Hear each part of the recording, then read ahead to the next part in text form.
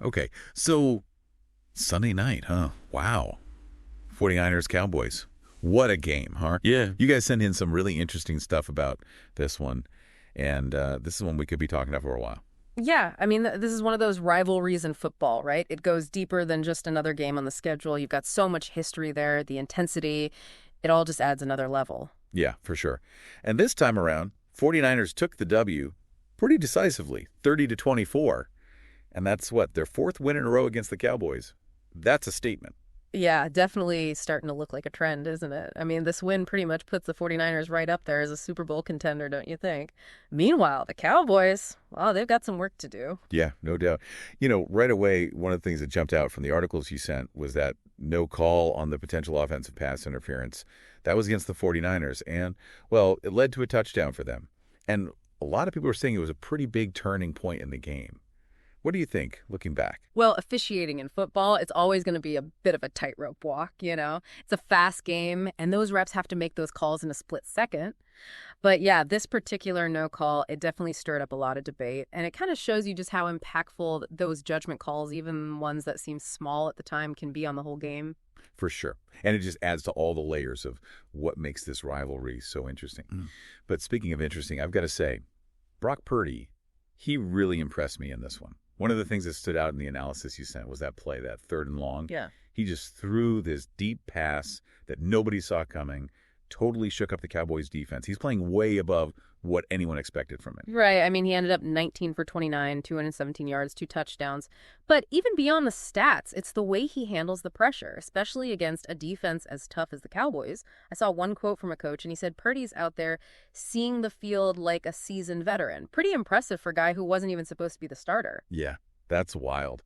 And speaking of impressive, can we talk about the 49ers defense for a second? Yeah. They were like a wall out there. Some of those articles used the phrase burnt wall, and that's exactly what it felt like. They were relentless, you're right, forcing those turnovers, breaking up the Cowboys' rhythm, putting so much pressure on Dak Prescott. That defense is a huge part of why they're winning right now. And I think it's a good reminder that in any area of life, whether it's sports, business, even just your personal life, a strong defense is essential. 100% agree with you there. And, we can't forget about the special teams. Robbie Gould, he was money with those field goals. Made sure those points were on the board when they really mattered. Yeah, absolutely. Special teams, they don't always get the spotlight, but they're so crucial. It's all about those details, those consistent performances, even in the parts of the game that don't always make the highlight reel. Those can be the difference between winning and losing. That's a great point. On the other side of the ball, Dak Prescott seemed like he had a bit of an up-and-down game. Made some great throws, but then there were those interceptions, a few missed opportunities. What did the analysis you read have to say about what contributed to that? Well, everyone has off days, right? Even the best quarterbacks in the league. But the articles did point out that the Cowboys' offensive line had a tough time protecting Prescott. They were struggling to hold off that 49ers pass rush. And when you don't have time to think, to react, it makes everything harder. Imagine trying to do your job with someone constantly breathing down your neck, I can't even imagine. But even beyond Prescott, it just seemed like the Cowboys, as a whole, were having trouble finding their groove. Yeah, they weren't really clicking as a unit. One of the articles talked about some dropped passes, some missed assignments, and those kinds of things really kill your momentum, especially on offense. It's clear they've got to go back, break down what went wrong, and make those adjustments if they want to turn things around. Absolutely. So big picture, where do you see things going from here for both teams? Well, the 49ers, they're looking pretty strong right now. But as we saw with that controversial no call, you never know what can happen. The Cowboys, even though they took a hit this week, they still have the talent to make a comeback. It's going to be really interesting to see how both these teams adapt and evolve over the next few weeks. Definitely a lot to watch out for. Those articles you sent, they were so insightful. They gave us a lot to think about.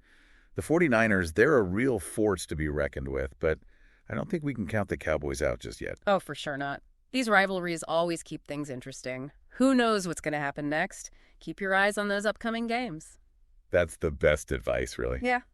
Well, until next time, everyone, keep diving deep, stay curious. Today is your lucky day. Today is the day that our $3 website works for you, paying you directly to your PayPal daily.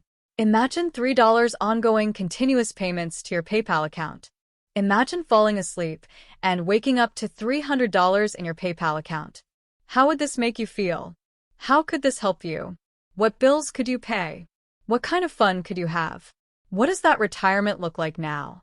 All for a one-time payment of $3. This website is DFY done for you, fully built and completely hosted, and never stops collecting payments for you. You have spent $3 on coffee on a regular, but that coffee won't help you create multiple streams of income. Click the link below.